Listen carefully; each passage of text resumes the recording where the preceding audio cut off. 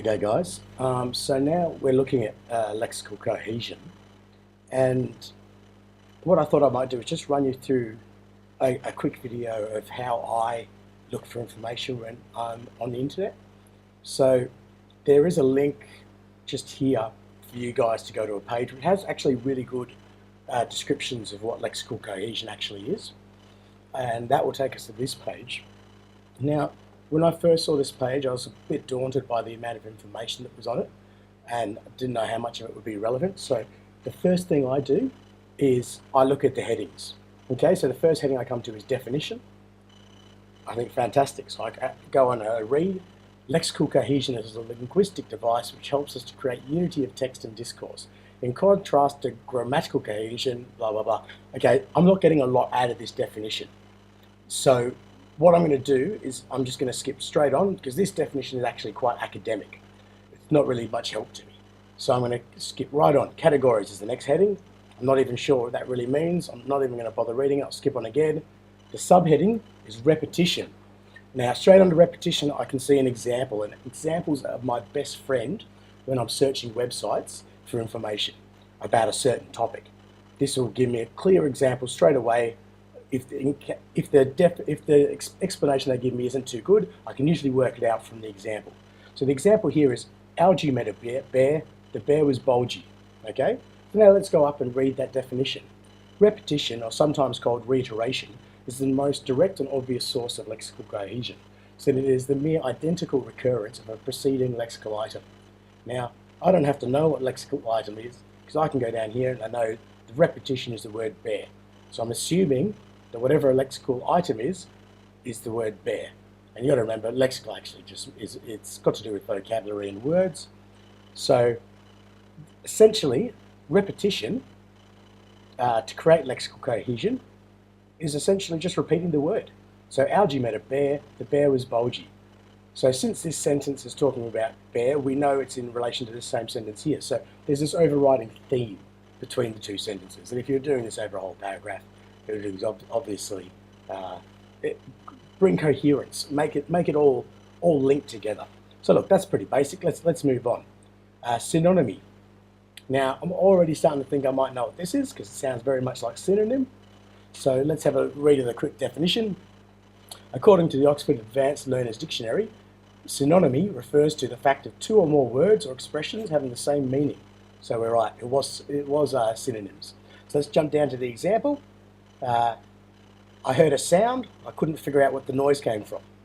So our synonyms are sound and noise. They mean the same thing, but are different words. Okay, so we're essentially getting the same thing up here where they talk about bear and repeat it twice. Down here, we're repeating the idea. So it's sound and noise. The benefit of not repeating your idea and using different words is it's a lot easier on the reader. So let's just jump straight to the next example. 7 blackbirds begin to sing in the morning. These birds were singing beautifully. Let's read the example. Obviously, the two things we're talking here are blackbirds and birds. The example says birds refer back to blackbirds, but has a higher level of generality and is therefore a subordinate term. Now, you don't really have to know what subordinate term is. Let's just focus on the bit of blackbirds, but has a higher level of generality. So it's a more general term. So when they say 7 blackbirds sing in the morning, they're very specific, blackbirds. They don't have to say blackbirds again, because we already know blackbirds. They just can use a more general term like birds. These birds were singing beautifully. We know they're talking about the blackbirds, because it's already been talked about in the first sentence. Okay, so you don't need to repeat the exact word. You can use another word that is a more general term once you've defined what it is you're actually talking about. Too easy. Now if we look down here, I'm looking at these other subheadings here. I don't even know what they mean. I don't really care at the moment. I think it's going to be a bit more complex than what we need. So I'm jumping straight down. The next one, collocation. Let's read the paragraph to find out what it's about. The term collocation, as McCarthy put it, describes a natural combination of words. It refers to the way English words are closely associated with each other. In other words, it is the tendency of at least two lexical terms to co-occur frequently in a language. Collocation can serve as a source of lexical cohesion, since it is one of the factors on which we build our expectations of what is to come next. And obviously this is where they've taken that quote from. Now, that might not have made much sense to you. It made a little bit of sense to me. So let's jump down to the example and see if we can put it into a bit more perspective. The example is a poem, and it reads, "A little fat man from Bombay was smoking one very hot day, but a bird called a snipe flew away with his pipe, which vexed the fat man of Bombay." So in this example, smoke collocates with pipe and therefore makes the occurrence of pipe cohesive.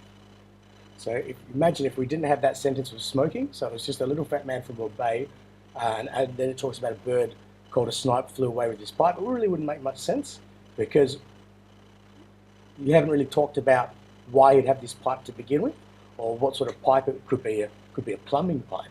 But since we've got this line of was smoking on one very hot day, we understand straight away that the pipe would be needed to be doing the smoking, and so we have collocation.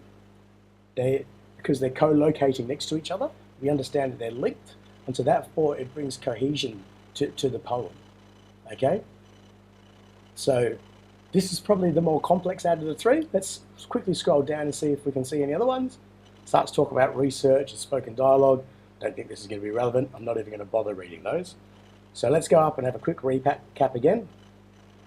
Very basic level. It's repeating the same word through maybe a couple of sentences or over a paragraph a few times, just to really have that recurring theme over the paragraph or the sentences. Next, we have the use of synonyms. Remember, it's the same as the first one, but instead of using the same word, we're repeating the idea with different words that represent that same idea. And finally, we talk about words that link with each other. So we're not talking about synonyms or anything. So we're not even talking about repetition of any form anymore, which we saw in the first two. Down here, it's just words that have some connection. So if someone's smoking, then you can talk about their pipe or their cigarette.